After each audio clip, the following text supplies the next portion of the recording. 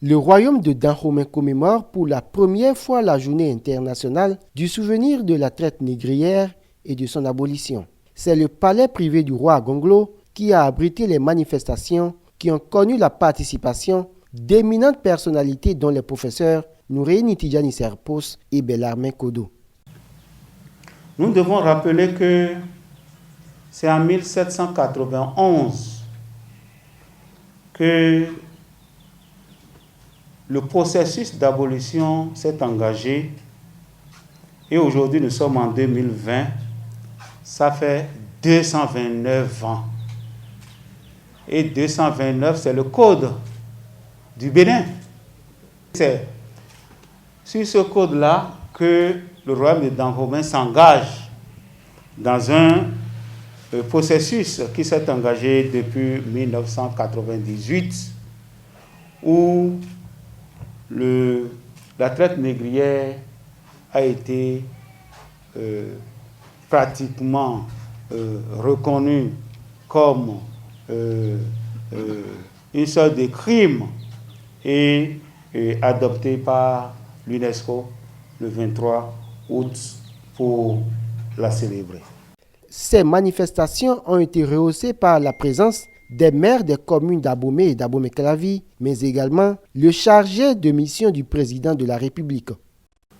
Ce projet de commémoration ambitionne de fournir à chacun l'occasion de marquer un arrêt utile, de revisiter le passé afin de mieux se projeter dans l'avenir et en temps nous permettre collectivement de nous évaluer, non seulement dans notre relation avec nous-mêmes, mais aussi et surtout dans notre rapport aux autres communautés du Bénin, d'Afrique et de sa diaspora.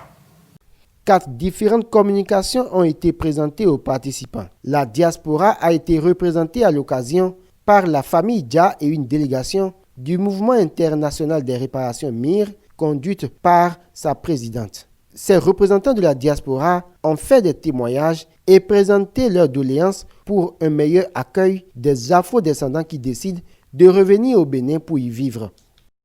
Bien, l'appel, c'est déjà que nous puissions travailler ensemble.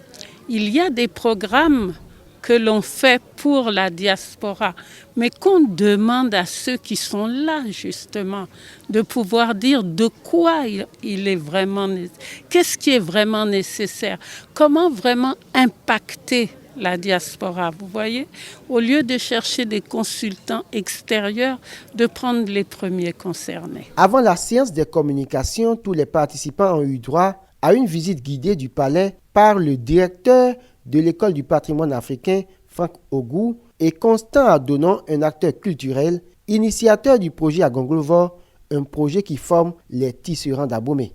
Une commémoration fortement appréciée par Gabin Aloyon, président de la Fédération béninoise des associations et clubs centres UNESCO. Je pense que c'est une excellente chose qu'il faut poursuivre. Et la rencontre de ce jour au palais d'Agonglo doit permettre au Bénin de comprendre que les esclaves viennent de quelque part avant d'être acheminés par la porte de non-retour. Et lorsqu'on me parle de la traite négrière, il faut aller à l'intérieur. Je pense qu'en venant à Abomey aujourd'hui, les riches travaux qui ont été exposés trouvent pleinement tout leur sens. Et il faut encourager le professeur Nangué et susciter également d'autres initiatives à l'avenir. Et que les pouvoirs publics puissent donner un ancrage juridique.